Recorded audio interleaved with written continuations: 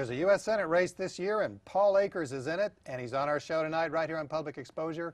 I'm Stan Emmert, and I admire anyone from either party who puts themselves out there to run for office, especially an important office like the U.S. Senate. Welcome, Paul. Thank you, Stan. So, AkersForSenate.com, by the way, is the website. We're going to put that up several times if you have some questions about Paul, and you probably do, but we're going to try and answer as many of them as we can tonight. So the big one is, who is Paul Akers? Well, I'm a common citizen, to be honest with you. Used to be a carpenter, successful school teacher, entrepreneur, general contractor, and I'm a person that cares about our country. Okay, well, let's go to your website because there's some pictures up there, so we'll be able to look at them too. Pictures of your family, and there we are up there.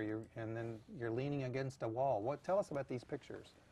Let's see. Well, the one is in Germany. My family and I went to school in Germany in college, and I took my family back there recently, a couple years ago, and we went to tour all over Europe. And that was one of the pictures we went to, this famous wall that was somewhere in Germany that we just took a photo shot from. And the other one's in our house, actually, at Christmas time, our Christmas picture. And then river rafting. We have a home down in Sun River. So how many kids do you have? What was that? How many children do you have? We have two children, Andrea and Colby, 16 and 17 years old. Andrea's 17. You have two teenagers? Two teenagers. No wonder he wants to run for office. No, you know, I have amazing children that are very respectful and kind people, and they love other people, and other people love them. They're great kids. Okay. And I attribute that to my wife, though. My wife's been a great mom. Fair enough, fair enough. So as part of the Who is Paul Akers, though, you kind of said it a little bit about it. Let's go to the next slide because here we are. You've been a teacher. You've been a contractor. Right. You've been an inventor. Right. Tell us, well, what did you teach? Well, I taught industrial arts, and I love doing it. I love kids. I love people. And I taught in an inner city school, Mark Keppel High School in Los Angeles. It was actually, I think, one of the largest high schools in California. Half Hispanic, half Asian. And I just had a fabulous program. I took over a program that was 13 kids in about 4 classes, and in 6 months we turned it into 32 kids in 7 periods. So it was an amazing success story. What are industrial arts? Industrial arts is teaching wood shop, metal shop, printing, plastics, things of that nature. Oh, people how to actually do things. Yeah, actually, you actually make something instead of just talk about it. And then you were also were a contractor, building houses, I was building commercial buildings? custom homes. I built some large condominium projects.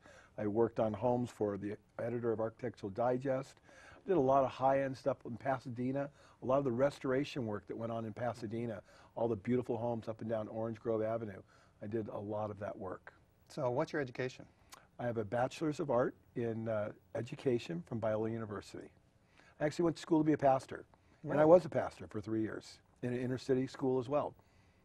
Inner city neighborhood, excuse me. Yeah. And so how long have you lived here in Washington State? Obviously, about 17 years. When my daughter Andrea was born in San Diego, we literally picked up and moved about 2 months later. We planned the whole thing, but we wanted to raise our family in a great environment. My wife is from Washington State. We came up here a lot in the summer times when we were teachers. We saw how beautiful it was, and we said, man, we got to live in that place. It's incredible. Well, I said that. My wife didn't want to move.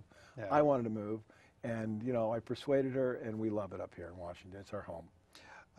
So continuing on with who is Paul Akers, we had a picture of Einstein up there as a symbolic of an inventor, and you're an inventor. Why did you invent? Well, I'm naturally a curious person, and I've always liked to make things better and easier. It's just part of my nature, kind of the way I'm wired, and I invented a very simple product called the Fast Cap. It's a peel and stick cover cap to cover a screw hole in a cabinet because I was a cabinet maker. And it went worldwide. We make billions of them. And the great story, Stan, is what happened was people heard about my success. They came to me, just like you would come to me and say, Paul, I got an idea. Well, it turns out everybody's got a good idea, to be honest with you. Not every idea is marketable, but everybody has good ideas. I believe people are smart. It's one of my main mantras in life. I think human beings have enormous capacity. And when they came to me with these ideas, I said, wouldn't it be cool to make a company that was all about helping people get their products to market? So that's what I did. Today, we launch about 20 to 30 new products a year. It's a huge success. We're an international product development company with thousands of distributors all over the world. I travel all over the world. I've been in 40 countries. I do business with people everywhere. I think 50 to 60% of all of our products are export, which is staggering. You don't even think of the United States as exporting. We export a lot of our products that are made here in Washington. So what are some of the products? Well, we make a lot of things. We make a lot of peel and stick products, peel and stick cover caps, edge banding. We make a laser leveling device. That was my second invention. Laser leveling Laser device. leveling device actually puts a red level line on all of the walls, and then it positions anywhere you want. It's a super cool product. It's called the Laser Jam. Sold all over the world again. And then we make a third hand product. We make a pocket chisel. We make all kinds of tools, hardware, and items that help people save time as they're building cabinets or installing finished carpet. So it sounds like practical things that people can use and actually improve their lives. Yeah, well, they're all practical, Stan, because all the ideas come from other people, the people who have the problems, which is really the issue with government. They're not listening. Okay, let's get right into that, Okay. because on your website you list the reasons why you're running for office. Right. One of them, the very first one, is crippling debt. Right. What's your solution? Well, first of all, you know, I run a very successful company that's fiscally responsible, and I operate from a position of strength. That means I don't spend more money than I take in. I live within my means. So the answer is you first have to understand the power of doing that. And if you don't understand the power of doing that, you're never going to get anywhere. If you think, and somehow in your mind there's the notion that you can overspend what you take in and be successful, you're deluding yourself.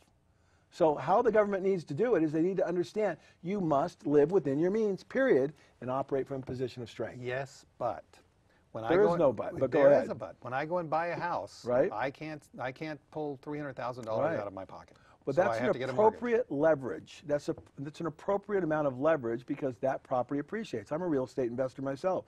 I've made a fortune in real estate. I understand that concept. But that vehicle, that's not what the government's doing. We're not investing in vehicles that make money. We're just spending crazily on every pet project we want to spend on. That's not a sustainable model. Okay, that leads me right into then the next example, or next reason that you say, and that is there's extreme waste in government. And, you know, Extreme. we hear that a lot. But Stan, you know, what? then the question is Okay. what is the waste? Now you're going to get my favorite subject because you just led it into something that I love more than anything else, waste. Because waste, Stan, is in everything. Waste is in your life, waste is in my life. It isn't just government. You have to understand that waste is, everybody in life does things, and that what they do is a process. Within that process, there is non-value added activity. On my job, what I do at my company, we're a lean thinking company, is we eliminate waste. Not once a month, not once a year, every day, How do every you do one of that? our people. How? We empower our people, because we believe they're smart, to solve problems. So we say to them one simple thing, Stan, what bugs you? If something bugs you and is driving you crazy, then we want you to go find a way to fix it. And we trust you're smart enough to figure that out. And I empower my people every day to do that. I have people from all over the world come to my company to see how we're doing it because it's so astounding. And it's as simple as believing our people are smart and continuous improvement. If you apply that to government, it works fabulously as it applies to anything. Harley Davidson, they were a company that almost went out of business in 1980. They learned lean thinking. They learned it from Toyota, the Toyota production system, who Edward Deming taught it to them. They applied these simple principles. And Harley Davidson is a wild success story. New Balance shoes, the only tennis shoe manufacturer in the United States. Did you know that? Yep. They're a lean company. You can order a New Balance shoe, and you'll get it in 7 days if you're a shoe store. You order a Nike, you're going to wait 6 months. Why? Because they do it just in time. They offer you 4 or 5 different sizes because they're so flexible. They deploy all the brain power of their people to solve problems, and they blow everybody else away.